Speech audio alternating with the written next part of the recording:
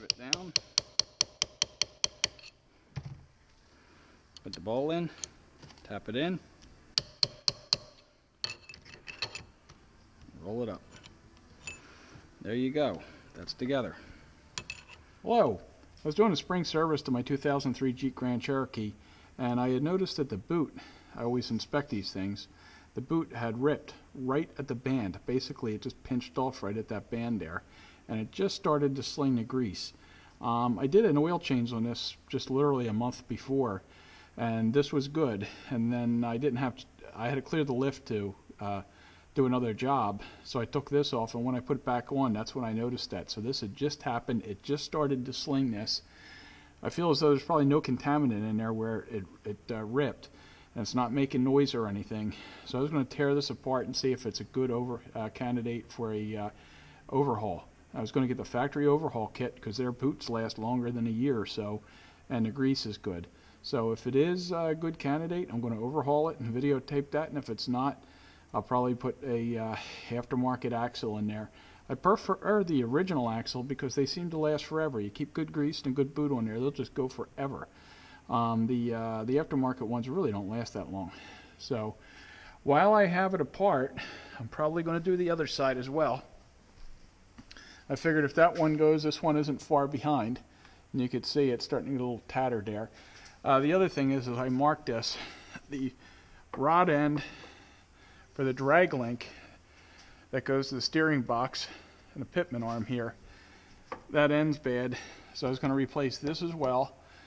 This one does not require wheel alignment. This tie rod is what connects the two wheels together and does your toe in, toe out. The drag link just connects from the pitman arm to this one knuckle here, and that just controls the direction of steering wheel points. So if you drive it straight and then you just adjust this at your wheel straight, you're fine.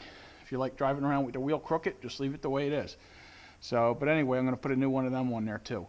So let's get at it, and I was going to start with this wheel, and unless there's something different, I'm not going to show anything on this wheel. Okay, first thing you do, take off the lug nut,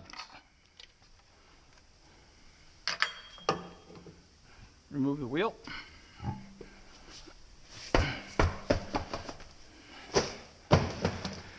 Okay, next thing I was going to do is take this off and get that ready to go off.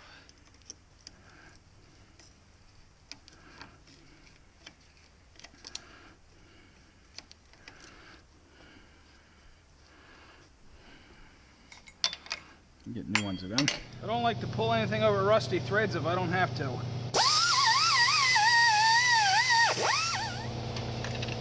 A shot of coil on there. Earthquake to the rest.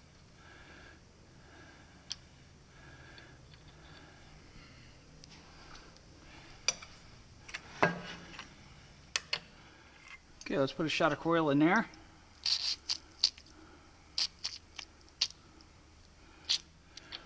Okay, I'll put that nut back on there. Why don't somebody make a salt jaw for this? There you go, that's in.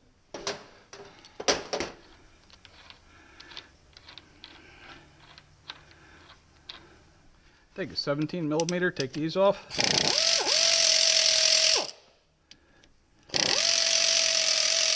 Put it in there, yank.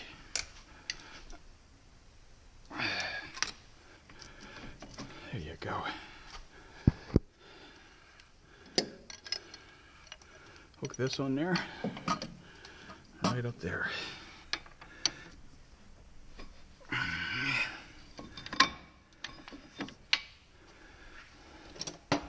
I should have done the bottom one first, but I wanted to get that tough to get. I always do the ones that are harder to get to first.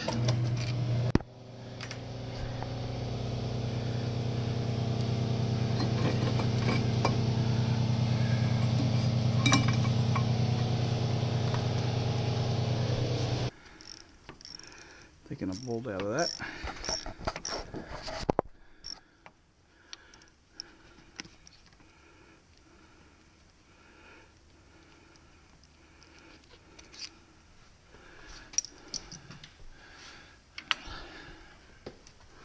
Just jiggle this out. That rolls out of there. Let me just, I did the other one. Let me just roll it out of there. I like to get this out of the way completely. I know it can roll out. That side's undone. And then I'm just going to put it up here. There, that's completely out of the way. Okay, next thing is these 3 bolts here. Okay, put a 13 millimeter on there, 12 point. Just give it a yank.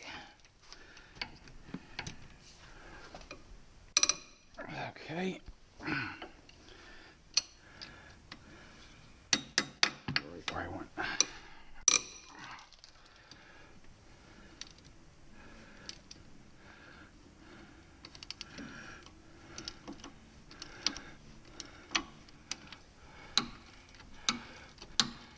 Okay. Lyle makes this special impact driver that pushes on the base of these bolts, and you're supposed to loosen them about a turn or so and then just pop them out, because these things are a bitch to get started. Let's see how this works.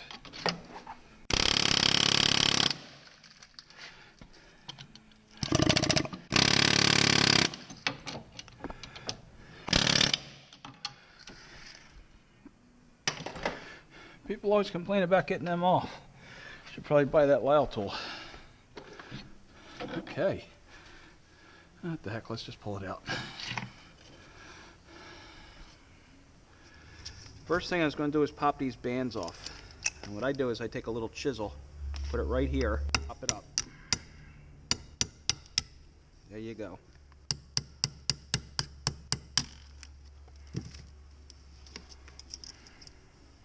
I use rawhide as soft jaws because I have a lot of it.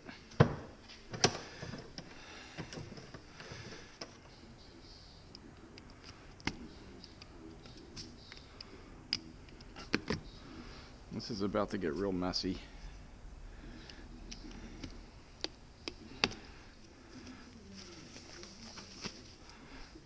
Okay, let's slide that up. Throw it out. And yes, I have parts washer fluid and all that, but I'm the guy that pays for it, so I usually take a couple paper towels and get off everything I can before I put it in. The instructions that come with the boot replacement kit tell you to whack this with a rawhide hammer. 1, I don't have a rawhide hammer, and 2, I don't know how you'd get the blow right down to there. What I've used in the past is you put a pipe over and hit it. But just to be gentle with it, I'm going to put a couple pieces of rawhide down there. So, about 25-30 years ago, I picked up a cowhide really cheap. I think it was like 20 bucks or something, which is like half a cow. And I've been cutting off of this for 30 years for little stuff like this. If you notice, I use leather around. So, I just keep this rolled up and in my stash of stuff, spare inner tubes and you name it.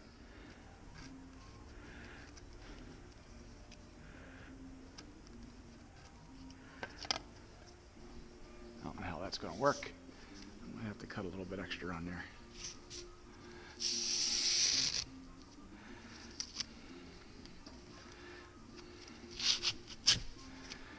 There you go. Yeah, I'll give it a little bit of a buffer. And just let me give it something soft to fall into. There you go. And I like that because it hits down here and not the joint. Okay, some people like to mark these cages.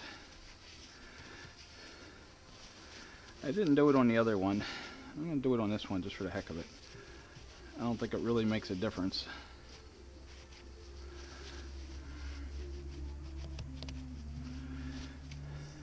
And they have these new markers that'll mark greasy and everything.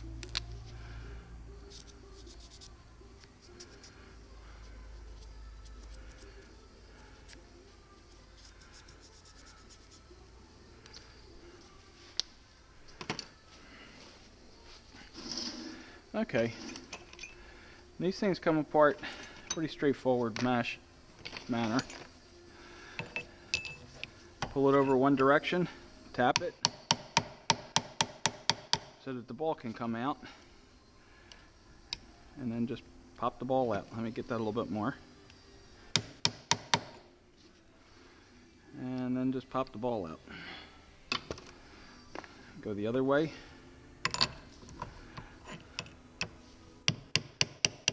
Tap on the cage.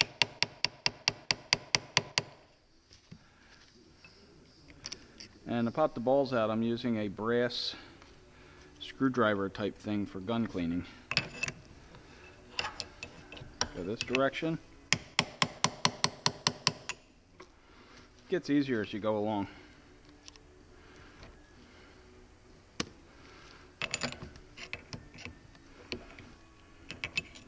I spoke too soon.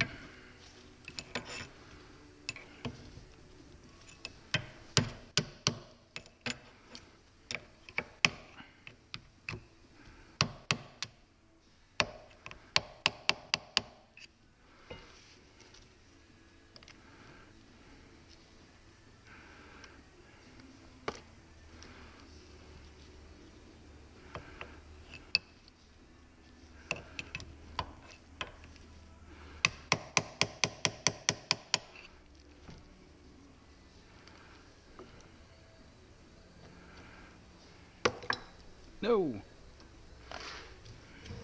I thought that was headed for the floor.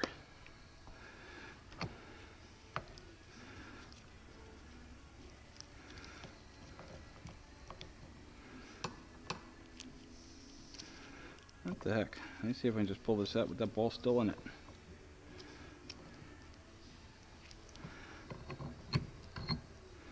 There you go, pull it out with the ball still in it. Okay, all the parts have been cleaned and inspected.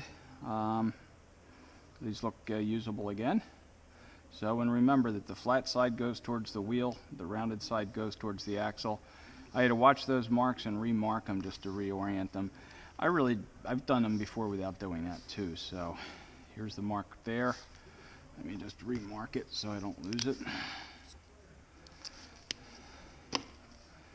And now that much is allowed. And that's silly. That's just going for a ride, because this axle doesn't drive unless it's required. And here, I'll put it down there. That's just going for a ride. So that's good. Everything here looks good. The balls look good. Inside here looks good. So I was going to rebuild it. I'm going to put it in my vise here with my leather soft jaw.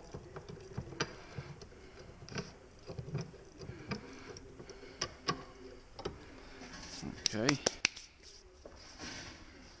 I was going to put these two together, and what I do is you have these slots here and you have these teeth here, and I have to put them in there to make it work.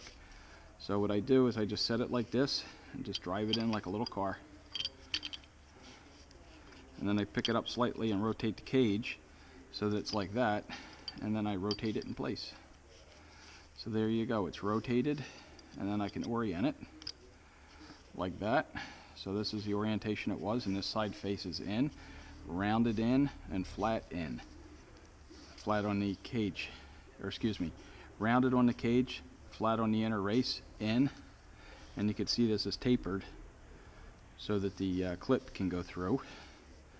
And then on the outside towards the wheel, it's flat here, and it has this raised part, and then this is cut in a little bit so that clip can pop. So, okay, so the next thing I was going to do is line these grooves up for the teeth in the inner race with the holes in the cage. You don't want it like that. You want it like this, so you could drop it in.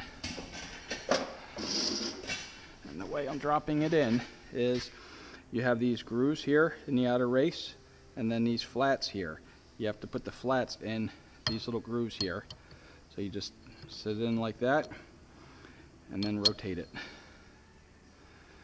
What the heck, let's line up our marks. There we go. So this is all in the same orientation it was when we took it apart. Let me bring my balls over. And you want to keep this clean. So make sure I get this shot. Let me move this out of the way. Don't ever put your airdrop right over your vise. I've been dealing with this for like 5 years now. I can't think of a better place to put my airdrop, but it's not. It sounds like a good place till you're working with an airline falling on you all the time. Okay, so the first one's usually easy. You just push it up, pop a ball in, and it will snap into the race. Actually, you might even have to drive it. I used a brass drift to do this earlier, and the instructions said do not use a brass drift, and I was wondering why. And why it was is I got brass shavings all in here. So this is a tool steel drift that I made out of some tool steel that I bought for a punch project earlier, and it's just not hardened. So this is what my punches look like when I make them at home. I don't knurl them all fancy and stuff. So basically just pop that into the cage and then roll it down into there. And the first couple are easy, and then it starts getting harder. Drive that down. All my marks are still lined up. Next one in. Drive it in.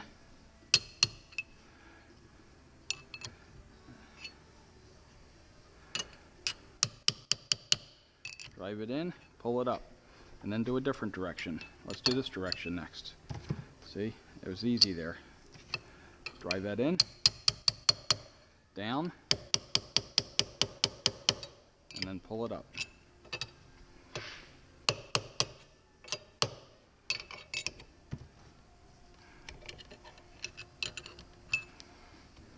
And go the other way. Drive this down. Put the ball in. Hit it there.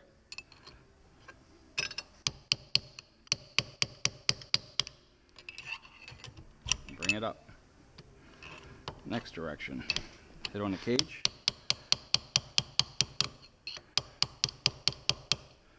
Whack it down. Not quite yet.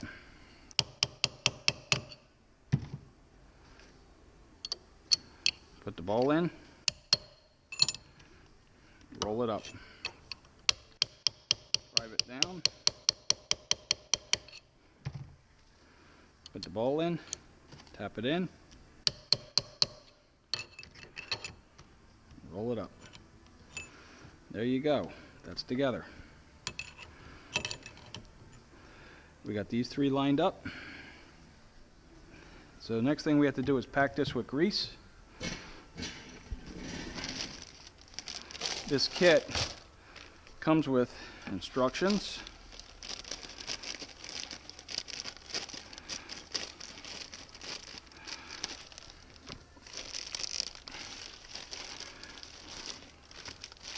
Pack of grease, two of the rings, and the boot. So the next thing is to fill it with grease. What I do is just cut this tip off here,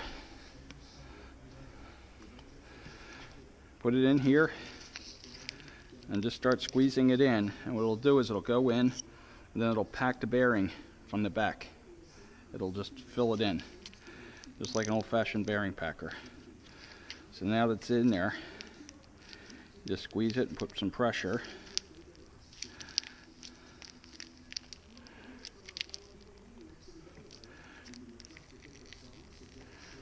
You see it filling in there from the back. And put the rest on the front here.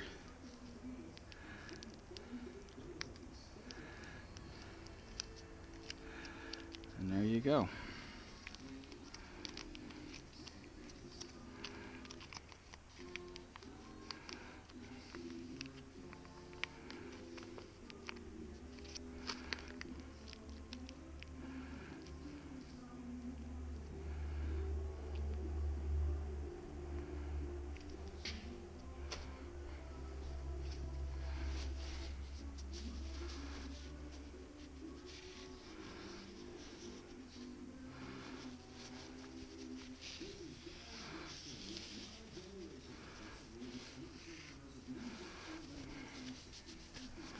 Okay, next thing you have to make sure you do, it's kind of like doing brake jobs. If you forget to, before you flare, if you forget to put that nut on, you're screwed. And this is the same thing. If you forget to put this on before you put it together, you have to pop it back apart. The way I like to do these, actually, if something gets under here, it could pop it. So this wheel rotates this way. So I like to do it like this. And I'm just going to drop that over there so it's in place. So that way, as you're driving down the road, if it hits something, it's not likely to get under here and pop. Probably doesn't matter. That's just me. Okay, I'm going to use the vise to hold that axle. So what I have is a hub, and that makes a great stub axle holder. And let me put that here. Okay, I figured out why they needed this lock ring removed. This won't go over it. I unpopped it. I just repopped it again. When I saw this won't go over it. This thing really doesn't stretch. This is made to fit. So put safety glasses on and get a pair of lock ring pliers. These aren't snap ring pliers. They have a different end on them. You get these at Amazon for about 12 bucks. It's a Lyle 44900. So, and this is the first time. I was going to buy these a while ago and I never had a need. It's first use of them. I'm going to squeeze that, slide that off. Isn't it amazing with the right tool how easy things are? The other thing the instructions say is make sure you do not forget to put this on. And then the other thing I noticed, it was in the direction of the axle rotation, so I guess it wouldn't unpop or something. So I'm going to put it like that and slide it on.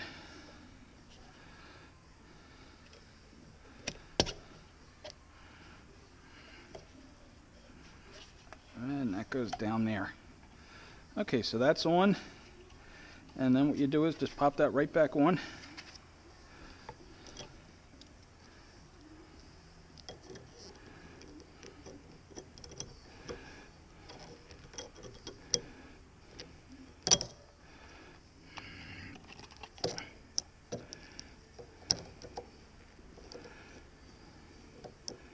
There you go. And I'm kind of funny. I always check stuff like that. I don't want anything half done. So let's bring it up to us. I'll take my safety glasses off so I can see. These, I've never liked them. Okay. So that's good. That still has some of the original grease in it, which is fine. Okay, these clamps on the factory boots are very difficult to do. So I have the factory tool, which is a Miller's Special Tool C4975A. I believe Summit sells something very similar, but this works really well. I lube these threads with Moly grease. I always do that in anything with a forcing screw. And what you do is you clamp it on there and just run this all the way down. Okay, so this is ready to go into there. Clips on, clips on. What I'm going to do now is just push that. Actually, let me just line up my marks. I know it doesn't matter, but I like putting things together the same way they came apart.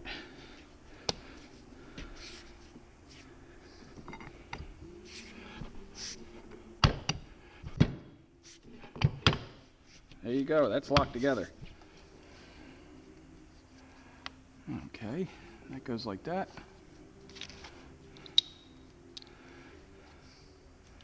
That goes right there. Make sure that's good all the way around.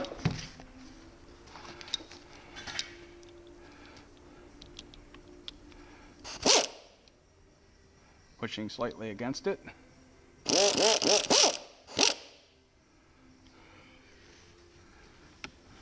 All in the groove.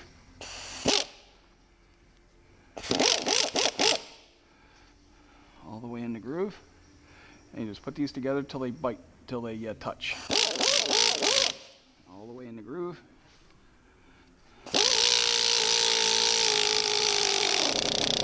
They touched.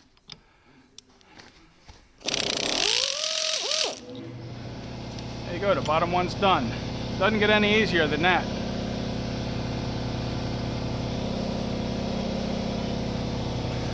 Same thing with the top one. I make sure it's in the groove real nice.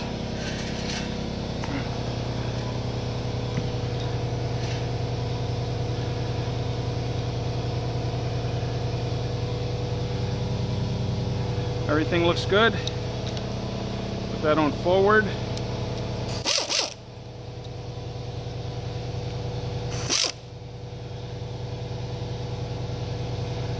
And then just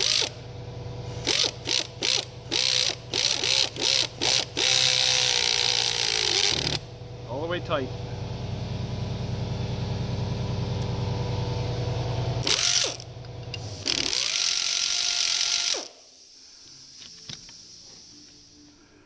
There you go. I just like to go like this to work all that around.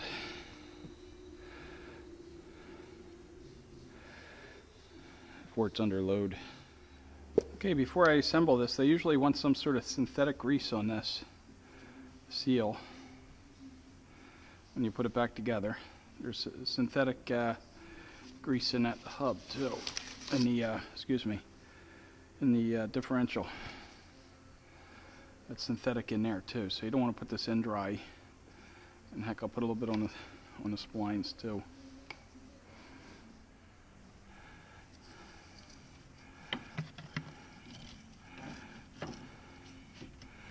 It's in. Okay, we're getting down to the nitty-gritty. We have the new hubs here. I'm gonna open that up and check it out.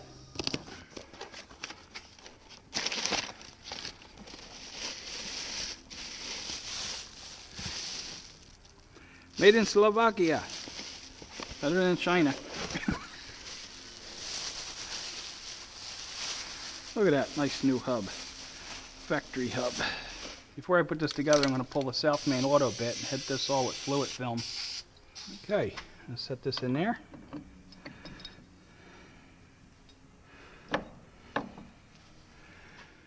Okay, I'll put a little bit of blue Loctite on there. Put the first one in.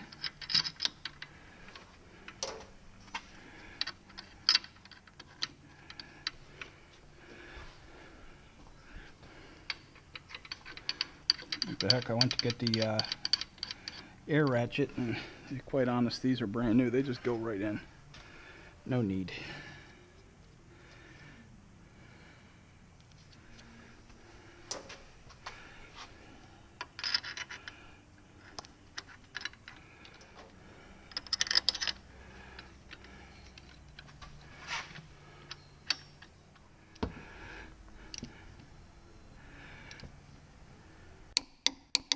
That's 75. Bring this in. 75.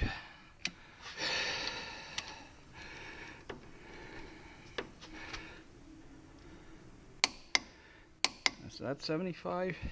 Okay, I just sprayed this all down with fluid film, so I'm going to put that on. Put the nut on.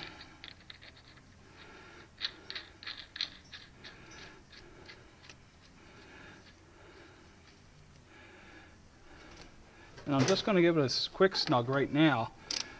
This does not get impacted. I know everybody on wherever impacts these. This is supposed to get torqued because this sets the preload for the bearing in this. And every manufacturer of bearings and every training thing on bearings will tell you not to impact this. You damage the bearing and it'll wear out sooner. So, you know, for the guy doing it, goes out the door, it drives great, but it will fail before it will if you do it properly, which every manufacturer tells you to torque it after it's on the ground. So next thing is to put speed sensor in place. Let's get that around where it belongs.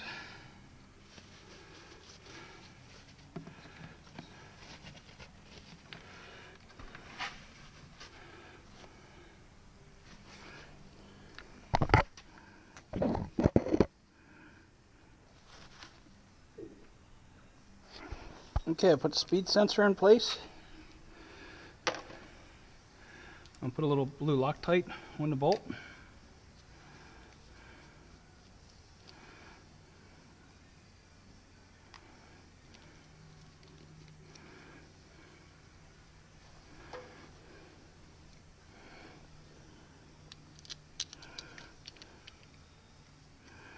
I can't see either.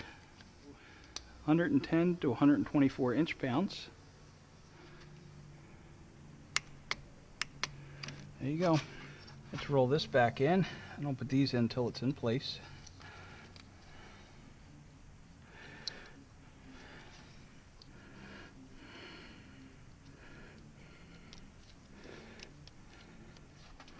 Okay, while I'm here, heck, this is part of my spring service.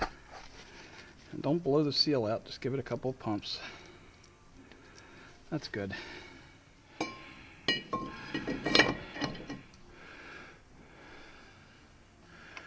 Put this one on. This is the ugliest one. All these bolts were cleaned. A little bit of Loctite on them.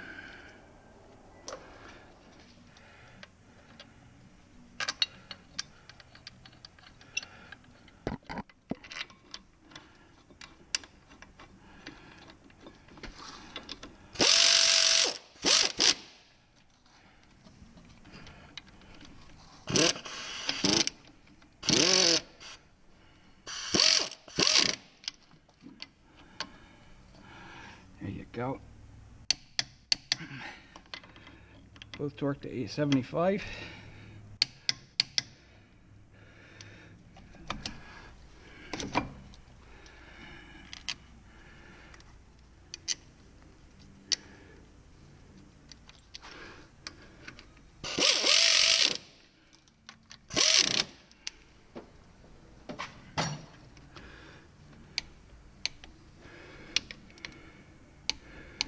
Good enough. I know it's more than that, and I feel comfortable with where it's at. The center cap pops out.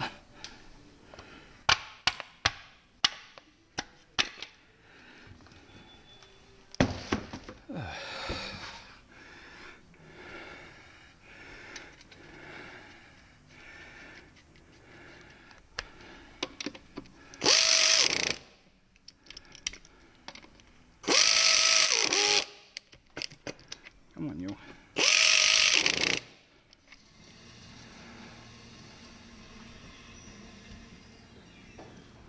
One, two, three, 4, 5. 175.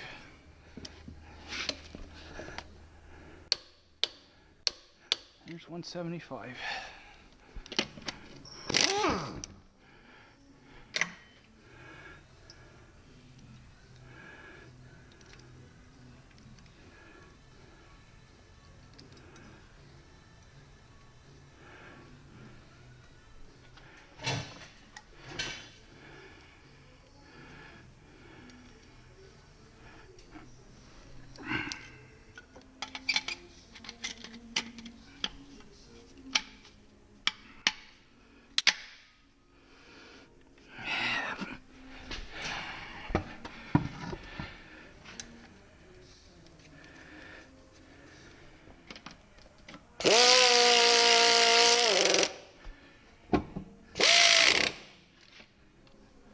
This is why I use the impacting ratchet.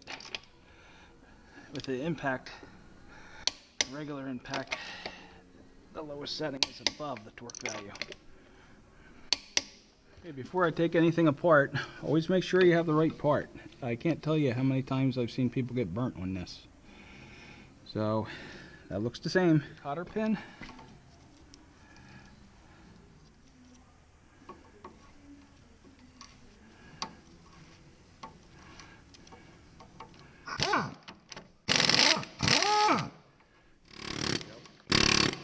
That's done.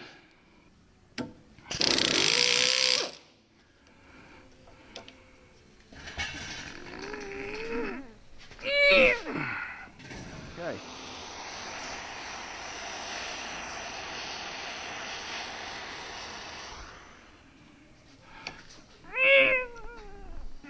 Okay, this end won't budge. I'm tired of fighting with it under the car. I'm going to put it up on the bench. I loosened this up, and this end is loose. It will come off. So what I'm doing is I just marked this. I did that, and I'm just going to count the turns. Okay, I think that was it. 1, 2, 26, 27, 28, 28 and a half. This torch is like a lame-o.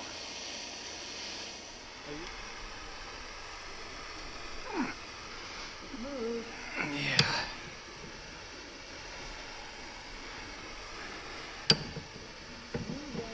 Yeah.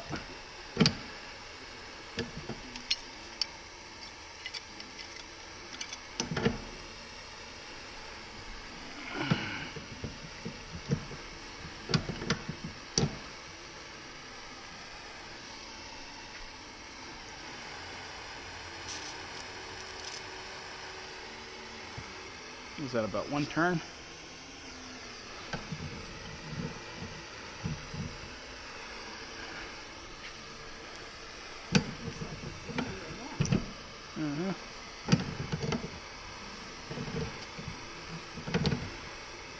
Two turns. 8. About 28 turns both sides. All you have to do is get it close, and then this is an adjuster.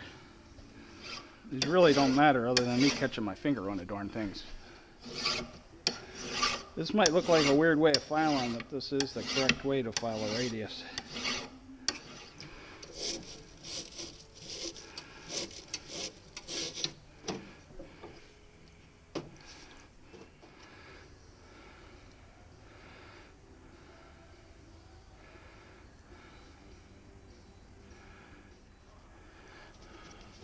One, 2, 3, 26, about 27.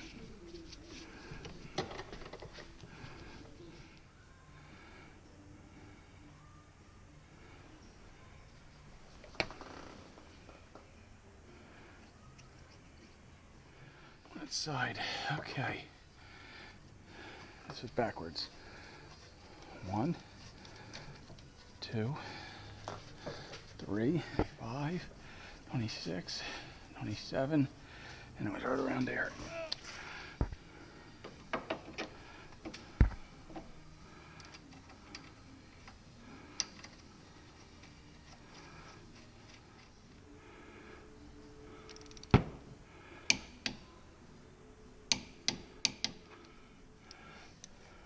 Here a bit more.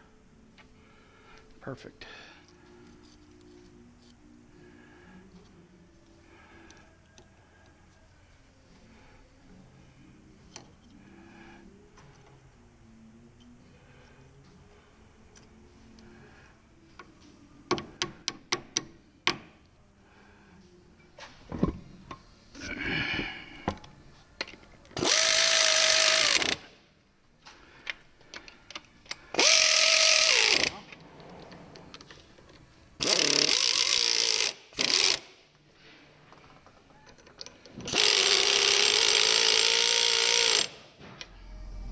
Okay, let's take it for a test drive, and then I got to pull up straight and adjust that steering wheel. I don't think I'd get lucky enough to get the steering wheel perfect right out the bat. Yeah, I didn't. Not even close. Our steering good, everything's working good. I got to straighten the steering wheel, that's about it. That's all that's left. CV joints sound like they're doing good. I'm going to just keep an eye on them for a little bit, but I'm not overly concerned. So I'll get back, I'll film straightening the steering wheel.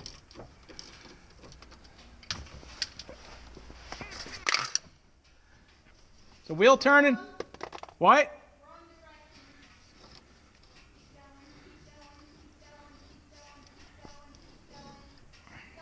Right there?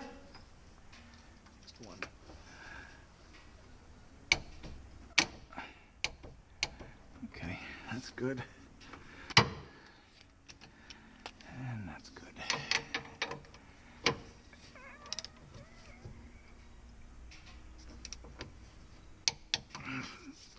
Got a nice straight steering wheel. Everything's aligned. Thanks for watching, and I hope you enjoyed the video. Thank you. Goodbye.